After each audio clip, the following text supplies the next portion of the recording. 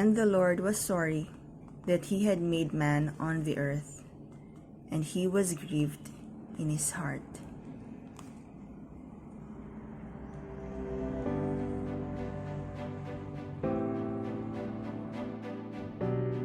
What do rainbows mean? We will discover as we read Genesis 6, 8, and 9.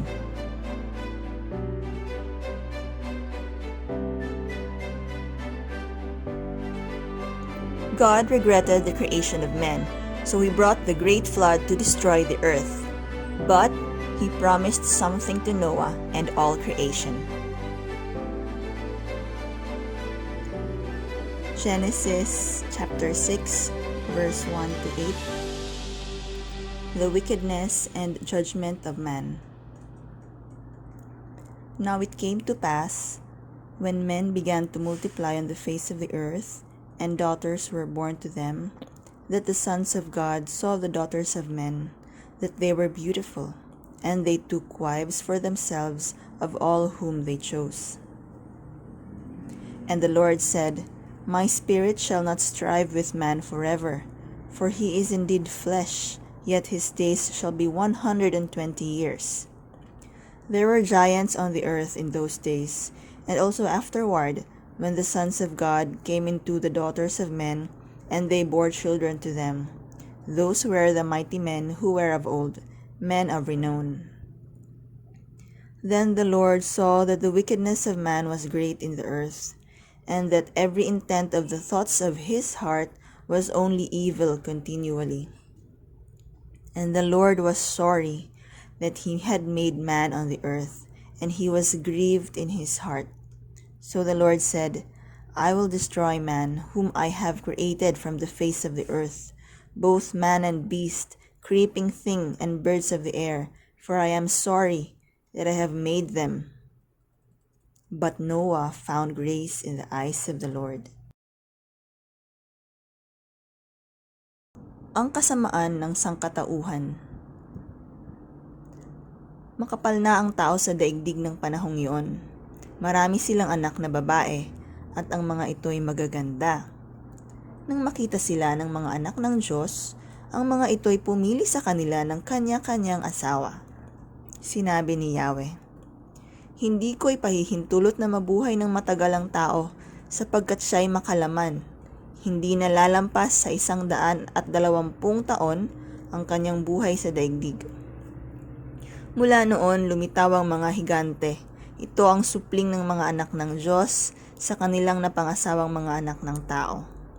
Ang mga higanteng yaon ay tinanghal na mga dakilang bayani at tanyag na tao ng kanilang kapanahunan. Nakita ni Yahweh na labis na ang kasamaan ng tao at wala na itong iniisip na mabuti, kaya't ikinalungkot niya ang pagkalalang sa tao. Sinabi niya, Lilipulin ko ang lahat ng taong aking nilalang. Lilipulin ko rin ang lahat ng hayop at mga ibon. Bakit ba nilalang ko pa ang mga ito? Sa mga nilalang niya'y si Noe lamang ang naging kalugod-lugod sa kanya. Nagbuhat hinmaraot good ang tao. Hadto nga panahon, nagdamo na ang mga tao habugos nga kalibutan. Ngan may adanira mga anak nga kababayin-an. Hinkitan hinpera nga mga langit nun nga binuhat, nga maghusay ini nga kababayin-an. Sanglit, pinangasawan nira ang ira na ruyagan. Niya nagsiringan Ginoo. Diri ako matugot nga mabuhi hinkadayunan ang mga tawo kay may adanira kamatayon. Tikang yana, diri nahira mabubuhi kapin hin 120 katuig. Hanto nga mga adlaw, ngan bisan urhina. May ada mga higante ni hatuna, nga mga tulin hin kababayin-an, nga sugad haaton, ngan hin mga langit nun nga mga binuhat. Amo hiran mga gamhanan, ngan bantugan nga kalalakinan, hadto nga kadaan nga panahon. Han makasabot ng Ginoo nga ura-ura na hin kamagraot ang nga tanan nga mga tawo hatuna, ngan dayuday, mangiladan ira mga panhunahuna, nagbasol hiya, nga iya ginhimo hira, ngan iginbutang hira dinhi hantuna.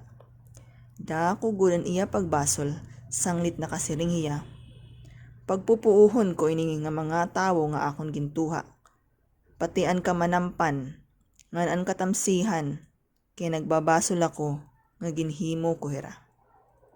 Kundi hinowe nakalipay han Ginoo.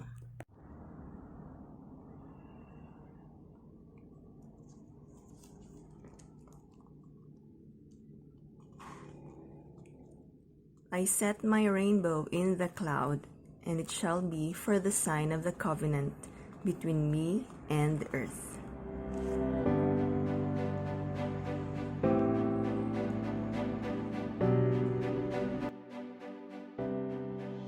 Genesis chapter 8, verse 20 to 22.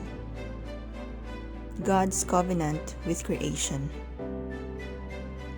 Then Noah built an altar to the Lord, and took of every clean animal and of every clean bird, and offered burnt offerings on the altar. And the Lord smelled a soothing aroma. Then the Lord said in his heart, I will never again curse the ground for man's sake, although the imagination of man's heart is evil from his youth. Nor will I again destroy every living thing as I have done. While the earth remains, seed time and harvest, cold and heat, winter and summer, and day and night shall not cease. Genesis chapter 8. Nagandog si Noe. Si Noe ay nagtayo ng dambana para kay Yahweh. Kumuha siya ng isa sa bawat hayop at ibong malinis at sinunog bilang handog. Nang masamyon ni Yahweh ang halimuyak nito, sinabi niya sa sarili, hindi ko nasusumpain ang lupa dahil sa gawa ng tao. Alam kong masama ang kanyang isipan mula sa kanyang kabataan.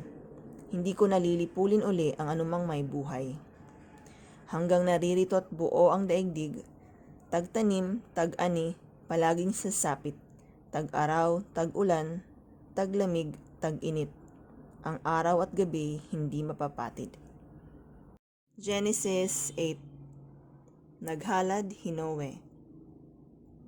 Nagtindog hinowe hinusa nga altar ngadto han Ginoo.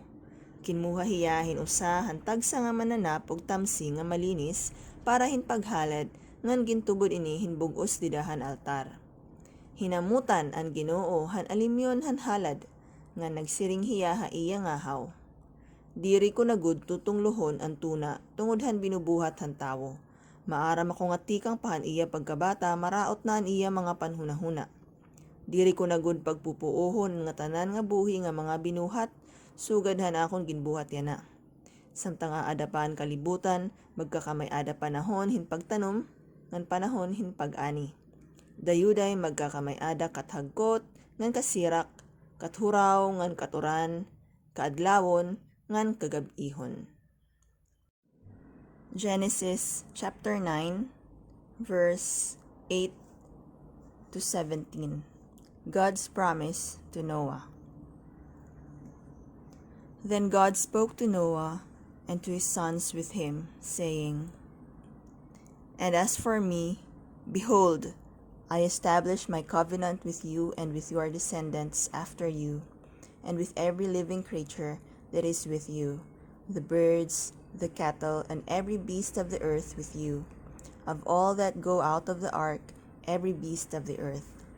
Thus I establish my covenant with you. Never again shall all flesh be cut off by the waters of the flood. Never again shall there be a flood to destroy the earth. And God said, This is the sign of the covenant which I make between me and you, and every living creature that is with you, for perpetual generations.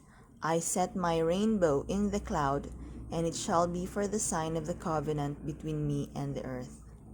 It shall be, when I bring a cloud over the earth, that the rainbow shall be seen in the cloud, and I will remember my covenant which is between me and you and every living creature of all flesh. The waters shall never again become a flood to destroy all flesh. The rainbow shall be in the cloud, and I will look on it to remember the everlasting covenant between God and every living creature of all flesh that is on the earth. And God said to Noah, "This is the sign of the covenant which I have established between me and all flesh that is on the earth." Genesis 9. Nakipagtipan ang Diyos kay Noe. Sinabi ng Diyos kay Noe at sa kanyang mga anak, "Ako'y nakikipagtipan sa inyo ngayon, pati na sa inyong magiging mga anak. Ngayon din sa lahat ng mga bagay na may buhay sa paligid ninyo, mga ibon, maaamot may ilap na hayop na kasama ninyo sa daong. Ito ang masasabi ko sa aking pakikipagtipan sa inyo. Kailan may hindi ko nalilipulin sa pamamagitan ng baha ang lahat ng may buhay. Wala nang baha na gugunaw sa daigdig."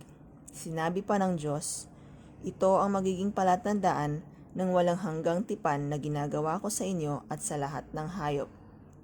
Palilitawin ko sa mga ulap ang aking bahaghari, at yan ang magiging tanda ng aking pakikipagtipan sa inyo. Tuwing magkakaroon ng ulap at lilitaw ang bahaghari, aalalahanin ko ang aking pangako sa inyo at sa lahat ng hayop. Hindi ko nalilipulin sa baha ang lahat ng may buhay. Tuwing lilitaw ang bahaghari, magugunit ako ang walang hanggang tipan na ginawa ko sa inyo at sa lahat ng may buhay sa balat ng lupa." Sinabi ng Diyos kay Noe, "Ito ang tanda ng aking pangako sa lahat ng nabubuhay sa lupa." Genesis 9. May ginsaaran ang Diyos kan Noe. Nagsiring ang Diyos kan Noe ngan iya mga anak nga kalalakinan, "Ginihimo ko yanan akon ginsaaran na iyo, nga na iyo mga tulin, ngan hangatanan nga buhi nga mga binuhat, hangatanan nga katamsihan, ngan nga tanan nga kamanampan, hangatanan nga ginmawas, tikang hanarka, upod ha iyo. Ginihimo ko ha iyo an akon ginsaaran, pinaagi hini nga mga pulong. Nagsasaad ako nga diri ko nagud pagpupuuhon, pinaagi hinlunop, an nga tanan nga buhi nga mga binuhat. Diri nagud pagbubungkagon ang tuna, pinaagi hinlunop. Sugad nga tigaman han akon dayon nga ginsaaran, nga akon ginihimo ha iyo nga hangatanan nga buhi nga mga binuhat. Ibinubutang ko an akon balangaw didto han mga dampog. Magiging tigaman ini han akon ginsaaran nga akon ginhimo han kalibutan. Hakada pagtitirok hin mga dampog halangit ngan nagpapakita an balangaw, mahinumduman ko an akon saad nga daha iyo ngan ngadtohan nga tanan nga kamananampan, nga diri ko nagud pagpupuuhon, pinaagi hinlunop, an nga tanan nga buhi nga mga binuhat. Kung magpakita an balangaw ditohan mga dampog, hikikitan ko ini, ngan mahinumdum ako. Handayon nga ginsaaran nakon ngan han nga tanan nga buhi nga mga binuhat, habawbawhan tuna. Amo ito ang tigaman han saad nga akon ginihimo ngadto, han nga tanan nga buhi nga mga binuhat."